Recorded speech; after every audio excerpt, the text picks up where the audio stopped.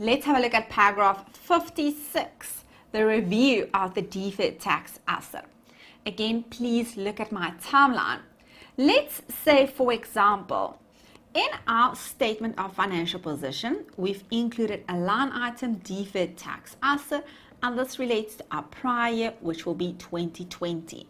Therefore, at the end of 2020 financial year, we've recognized a deferred tax asset based on the fact that it is probable there will be future taxable profits to be able to utilize the deferred tax asset. But now, when we look at our current year, we are standing on 31 December 2021. The standard indicates to us at the end of each reporting period, we need to review our deferred tax asset.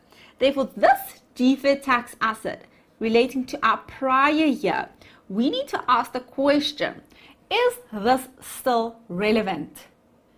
Is this still relevant? Can we link this to our conceptual framework in terms of recognition criteria?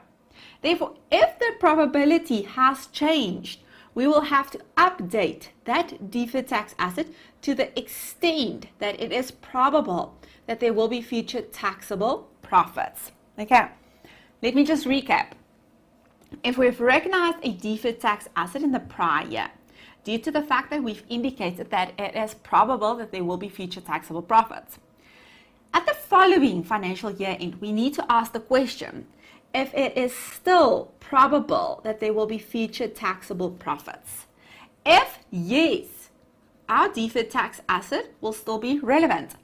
If no, we will have to reverse our deferred tax asset.